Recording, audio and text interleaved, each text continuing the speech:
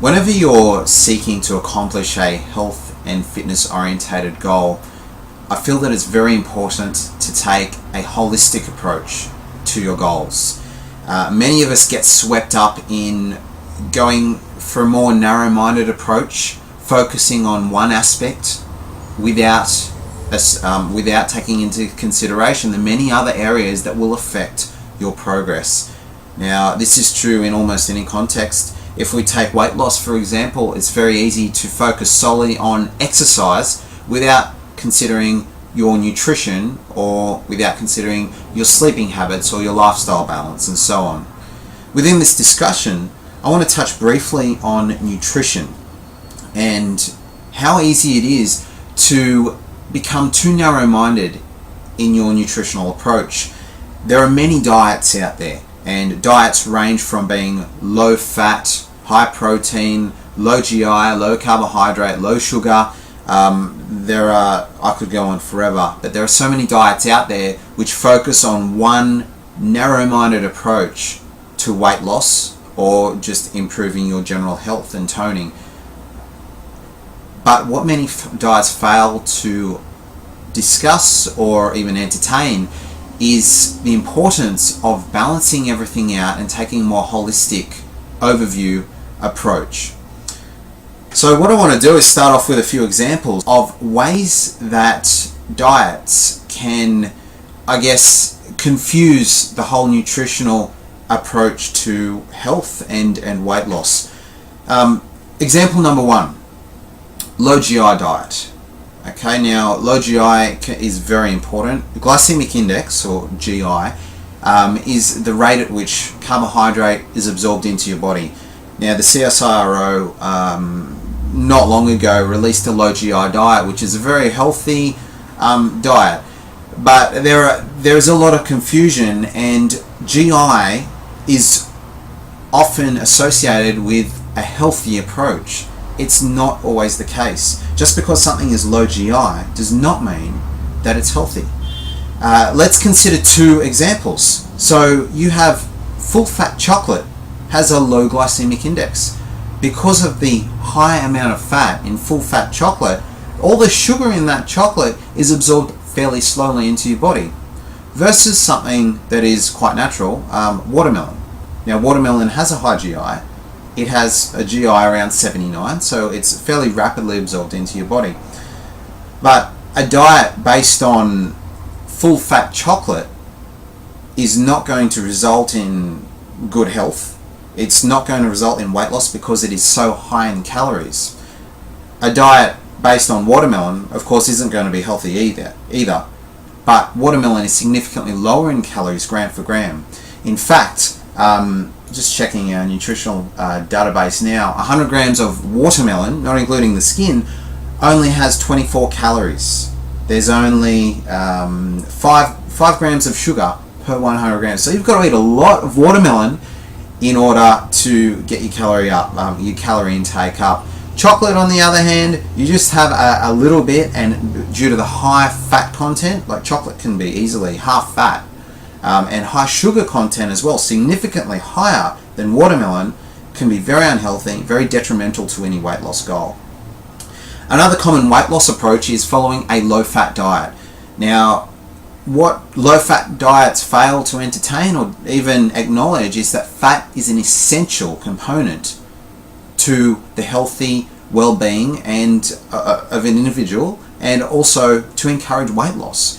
If you are depriving yourself of good quality fats, you can actually be hampering your weight loss progress by interfering with natural bodily processes, nutrient transport within your body, and also putting out your hormone balance, because hormones are very dependent on good quality fat intake. So with a low-fat diet, something that's very low-fat are jelly beans. Now you see jelly beans advertised as 98-99% fat-free, and indeed they are. This doesn't make them healthy though. Just because you see something that's fat-free does not mean that it's healthy. Jelly beans are extremely high in sugar. They're practically all sugar, And jelly beans have an extremely high GI because they are made out of glucose. They have a GI very close to 100, which is extremely high. So with a high sugar content and a high GI, you get a very sudden surge of calories, very sudden surge of carbohydrates, as sugars are carbohydrates, and this is not very effective for your weight loss goals or even your health goals, because your insulin will spike up and then will spike down, and so too will energy levels. On the other hand, something that is high in fat are nuts. Now, nuts can be half fat, even more than half fat. However, nuts contain essential fatty acids that are needed for the proper hormone regulation, for nutrient transport, for proper health, and actually aid in weight loss if they're not consumed in excess. So it's important to consider here that just because something is low in fat does not mean that it's healthy for you. Third example, and this will be a final example, is something that's low carbohydrate. Now, carbohydrates have had a really bad rap over the past decade, well, probably 20 years or so, ever since the Atkins diet in the mid-90s was released and made quite famous. Interestingly, the Atkins diet isn't anything new. It was based on a diet and some research back in the 1960s. Now, such a low carbohydrate approach is, I don't believe, to be very healthy. It's not sustainable. Many people will attempt to go on a low carb diet, but it does, from what I've seen and from my experience, result in a lot of weight cycling or yo-yo dieting, because simply put, if you are a carbohydrate lover and you try and cut them out of your diet altogether, eventually your willpower will not hold up and we'll see bouncing up and down. So let's consider two carbohydrate, one food that's very dense in carbohydrate and one food that is not so dense in carbohydrate. A full-fat sausage, or any sausage for that matter, is practically carbohydrate free. Now, a full-fat sausage could be a couple of hundred calories, depending on how high in fat it is. And if you're having sausages, that's not very good for weight loss. Even though it's low carbohydrate, very high in saturated fats, not very healthy for you. Highly processed as well, so not very dense in good quality nutrients. On the other hand, something that is much more dense in carbohydrates is whole grain bread. Now, whole grain bread may have a low glycemic index. It's not overly high in carbohydrate, but it has a lot more carbohydrate in there than sausage does. Whole grain bread is also very high in nutrients because it's a lot less processed than other breads, such as white bread, and a lot higher in nutrients than sausage too. So you can see there, something that's low GI, a sausage versus whole grain bread, is not necessarily healthier just because it's lower in carbohydrates. So with these three examples, low GI, low fat, and low carb, just because something is low carb, low fat, or low GI does not mean that it's healthier. We've got to look at the bigger picture.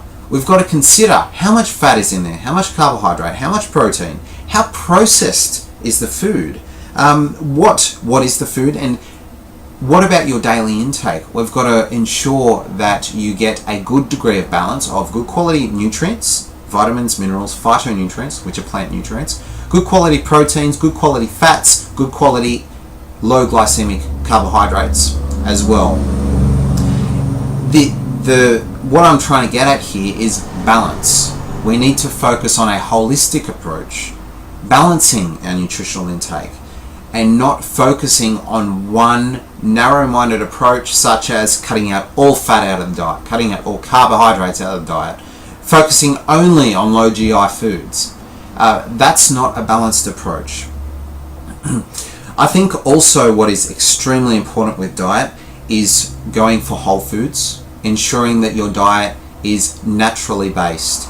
That means cutting out as many processed foods as possible, eating foods the way that nature intended.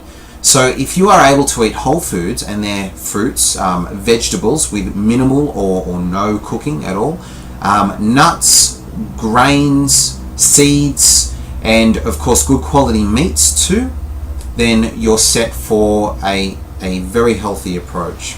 Weight loss is not going to come about as a consequence specifically of being low fat, low carbohydrate, low GI, and so on. Weight loss is going to come about as a consequence of a calorie deficit. And that can be accomplished by eating whole foods, having a good balance of fats, proteins, and carbohydrates in your diet, exercising, obtaining correct sleeping patterns, and having a good balance between your lifestyle and your nutritional approach.